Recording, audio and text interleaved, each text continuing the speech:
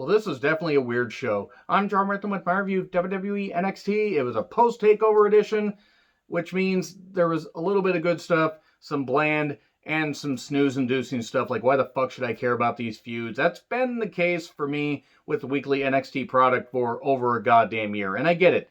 Not every goddamn show can be, fucking 5-star match after 5-star match, but coming off of a pretty damn good takeover, where my expectations were pretty damn low, so low they were on the goddamn ground, I really enjoyed that takeover, and I was interested to see what they were going to do here, and it was just back to the norm for NXT. There was some good, and then just some bland, and I will be talking about the aftermath, since that got people riled up. So we get Takeover Recaps, and then we get Kyle O'Reilly wanting answers from Adam Cole, Bay, and he needs to hear it from him, and afterwards he's going to punch him in the face, but they've been together for so goddamn long, it's the Undisputed Era. I mean, they've been together for like 3.5 fucking years. This is well built. Roderick Strong comes out and says, I know that Cole just did that based on emotion. I don't need to hear from you. I need to hear from him. Normally I would shit on this, but they did this well, and there's a story behind it. And since Bobby Fish is out of the picture because he's always injured, I mean, seriously, I think he spent at least half of his WWE run injured. Sometimes the injury bug bites and it doesn't fucking let go. So maybe they decided to pull the trigger on splitting up the Undisputed Era because Adam Cole worked better as a heel. And honestly, he kind of fucking does. So they're having a war of words. Finn shows up and says, oh, it's like, I'm looking for you. You want to talk to Adam? Well, you better get behind me, because Adam Cole kicked Finn Balor in the face. And he stares down, has a war of words, or a brief, verbal spat, rather, with Roderick Strong, and then done Lorcan and Birch, jump them, and beat them up and everything. And we get a 6-man match with all those guys for later in the show. Regal then says he received a message from Santos Escobar. Escobar says, screw you guys, I'm going home. I am not going to do these things on your time. And he's not going to face Karrion Kross until he wants to. Regal says that will be next week, or he will be suspended and stripped of the Cruiserweight Championship. So, okay, I guess that whole thing of doing it on his own time is still dictated by Regal. This made no goddamn sense. Ember and Chaucey versus Indy, Hartwell, and Candace LeRae. Gargano joins commentary, and look, Gargano had a great goddamn match against Kushida, and he is tremendous in the fucking ring. Gargano really is. I fucking hate him on commentary. He's not a good heel. He just is acting like he's a heel, and it doesn't fucking work. I like Indy. I think Indy really can be a big breakout star. Candace is good in the ring, but she's bland. Ember and Shotzi have good chemistry. Suddenly a van shows up because Dexter Lumis had kidnapped Austin Theory at TakeOver and done God knows what. He just basically got him with a rag and then trapped him in a van. Maybe he took him to the Haunted House of Terror. Oh boy, we don't fucking revisit that. That match was fucking horrible. The cinematic wrestling era needs to fucking die. The well's been poisoned. You can't fucking get anything more out of it. That being said, this is going to keep happening until fans completely turn away from it. And that goes for WWE, that goes for AEW, that goes for any company that wants to fucking do it. Anyway, Gargano eventually goes out to the van. He finds Austin Theory, who's in a ripped up shirt or a crop top, and then also a fanny pack and his boxers. And during this, Ember pins Indy Hartwell 1, 2, 3. And then Indy goes out and celebrates, oh, I don't care about this match, hooray, Austin Theory's back. And Wade Barrett asking the important question, why is he in his underpants? To be fair, it's wrestling. Everybody wrestles in their goddamn underpants. From the men to the women. I'm surprised the refs don't referee in underpants. Hopefully they don't. We really don't need to see that. Anyway, Pat McAfee is on a jet, leaving on a jet plane. He's going to go where it's all warm again. Terrible rendition of that song. He talks about the Undisputed Era and saying he was right about Cole being a scumbag. Fucking tremendous promo. Bring Pat McAfee back.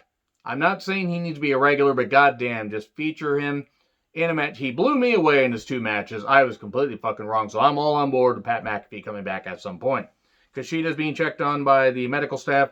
He's not done with Gargano. Bronson Reed says, hey, I want my shot at North American Championship. If I have to go through you, I will do that. And then Malcolm Bivens is here and says, hey, Kushida, you're okay? You should compete against my guy, Tyler Rust, because they're still trying to make the diamond and the rust thing happen. Stop trying to make fetch happen. It's not going to happen. So we get Isaiah Swervscott versus Leon Ruff. I love heel Swerve. Absolutely love heel Swerve. He is fucking tremendous. And Ruff has got some great speed. Swerve, I met Swerve at multiple indie shows. Fucking tremendous. I love the fact that he's representing Washington State and he's getting to do some great shit here. And he gets caught by the crucifix pin. Leon Ruff pins him 1, 2, 3. And then Swerve beats up Leon Ruff afterwards and really slaps the shit out of him. And, man, he really treated Leon very rough there. Terrible pun. I'm not going to apologize, but very terrible. He then says, where is my North American title opportunity? Just say title match. Just let him say title match. Opportunity is stupid. It's still wrestling at the end of the day, even though Vince doesn't want to be wrestling.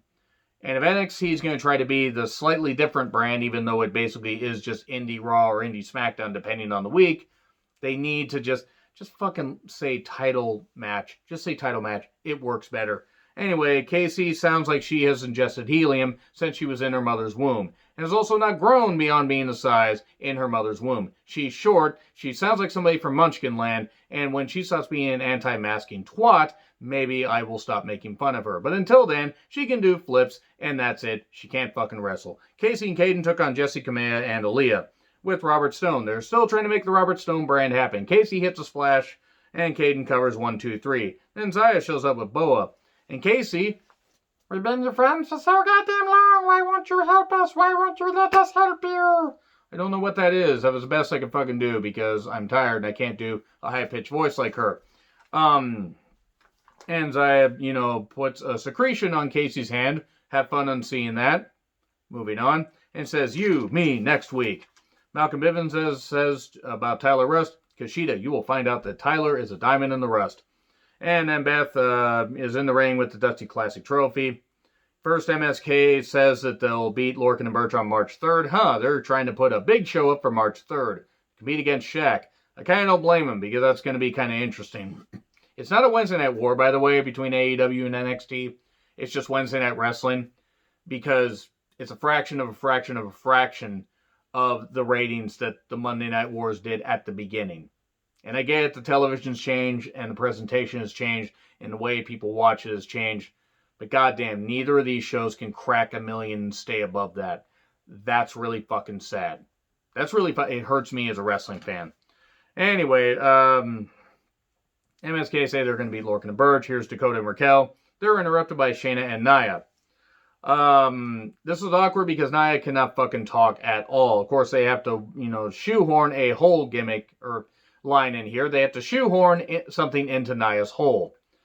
Let me just say right now that Nia Jax pretty much disgusts me as a wrestling fan, and I say that because she doesn't even try to have a personality or be better in the ring or anything. She is just there literally to take up a spot on the roster. That's all she's there for. She disgusts me as a wrestling fan because there are so many women that deserve that spot, that deserve that opportunity, and Nia basically just shits on it. That's all she fucking does. So anyway, they hyped up their match for the women's tag titles also on March 3rd. They're loading up that card. And then Raquel says a comment about Nia's hole. She said the thing. And then MSK, one member passes out from eating popcorn because, she said the whole comment. Hole in the popcorn bucket. Gross. We get a Grimes music video. Oh boy. And then he wrecks that car. That new car. But that's pennies at Cameron Grimes. Remember when I thought Cameron Grimes could actually be something, and I don't think he fucking can be. Beth said YOLO, and she sounded as white as I do when I try to sound cool.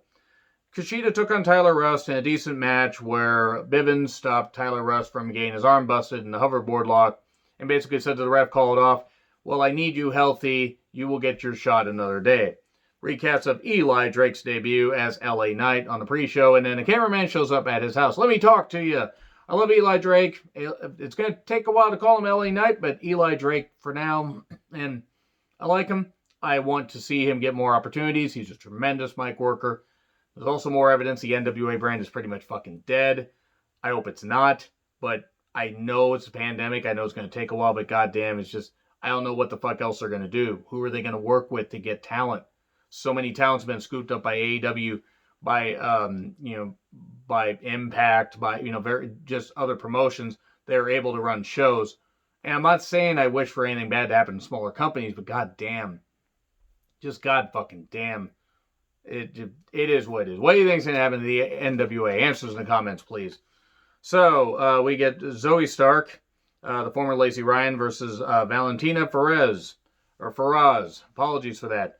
I only saw Lacey Ryan on a couple shows. I was impressed. I'm happy she's here.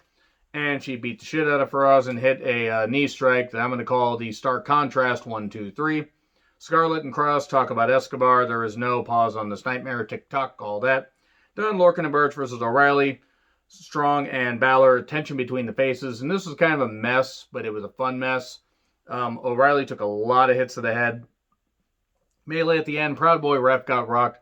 Oh no, it would be such a shame if something happened to that Drake, the untalented Drake. The Drake that shouldn't have any goddamn job in civilized society. Neither should Road Dogg. Let me say right now, I would not be surprised if those guys supported the insurrection, being the conservative, cube bullshit, stupid motherfuckers that they are. So yeah, they deserve every bit of verbal ridicule they fucking get. And Drake being a goddamn, combat zone wrestler, the deathmatch wrestling, Bolden deathmatch wrestling is fucking bullshit in my opinion. If you like it, that's fine. I fucking hate deathmatch wrestling. But anyway, he got rocked a few times. Cole attacks Balor, who bumps into Proud Boy ref again, and oh no, he gets all hurt. Hurt his little brain, like he can have a goddamn brain when you're a fucking Proud Boy, and no people that actually believe in that shit could actually have a fucking brain. If you think you have a fucking brain, you're wrong. Pull your head out of your ass and realize that you could be in civilized society and in the real world by not believing that bullshit. Anyway, brainbuster to O'Reilly on the steps. Balor accidentally kicks strong. Bitter end 1, 2, 3. So Pete Dunne pins Finn Balor. This is not over. They're probably going to have a rematch on March 3rd. And then Cole kicks Balor. Afterwards, there was this picture floating around. I'm just going to address this really quickly. Floating around that O'Reilly was stretchered out. Some people had said that he'd had a seizure. Now, that was apparently a fan thing. That was not actually something put out by WWE. But O'Reilly was stretchered out, selling the attack because he got, the brainbuster on the steps. I'm just going to say this. Hopefully O'Reilly is actually okay and that was just a rumor that got started. Because O'Reilly took that goddamn thing like a champ. And he works as I believe he's a type 1 diabetic, if I recall correctly. And he works through that. He manages that. And he's a tremendous athlete, tremendous human being. So it's pretty stupid and pretty shitty to float something out like that. But, hopefully it is just him selling an injury and he will be back. And him and Adam Cole, Bay, can have a match perhaps at the next TakeOver, which will probably take place the night before WrestleMania 37. Anyway, overall, the show it wasn't bad. It was just kind of eh. Anyway, agree, disagree, what I said. Like, share, subscribe, Twitter handle in the description. I'm John Ritlin. I'll see you soon.